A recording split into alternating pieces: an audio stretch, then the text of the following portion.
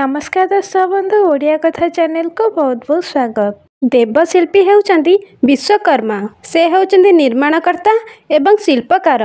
विश्वकर्मा वास्तुशास्त्र ज्ञान तांको पिताक ठारू शिक्षा ग्रहण करथिले। भगवान विष्णुंकर सुदर्शन चक्र एवं महादेवंक त्रिशूल से रचना करथिले। कन्या संक्रांति दिन रे से आविर्भाव होइथिले। तेणु सेही दिन तांकर पूजा अर्चना करा जाए।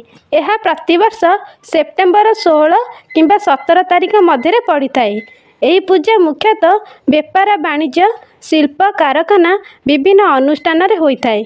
विश्वकर्मा पूजा शिल्प अस्त्रशस्त्र मेसीन आदि पूजा होता है। यही पूजा कले व्यापार वाणिज्य वृद्धि सह धन मध्य वृद्धि होता है।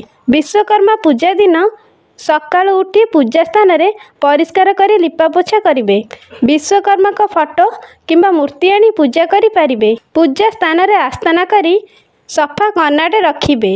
विश्वकर्मा का फोटो बा मूर्ति को स्नान कराई गंगा जल छिंचिबे। स्नान सरिला परे आस्थान रे स्थापना करिवे एवं वस्त्र परिधान कराइबे।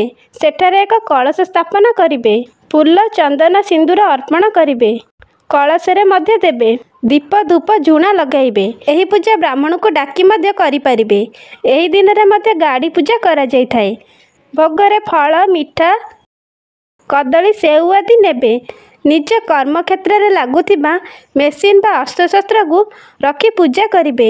भोग लगाई वंदापना करिवे। तापरे पुष्पांजलि देबे। एही दिन अरुअन्न ग्रहण करिवे। एही पूजा विभिन्न दुकान शिल्पानुष्ठान मंडप रे आडंबर सहित होइथाय। आशा करुँच ये भिडियोटी आपण मानक भल लगी भिडियो लाइक कमेंट शेयर कर दिंतु एवं सब्सक्राइब करने भूलु नहीं। नमस्कार।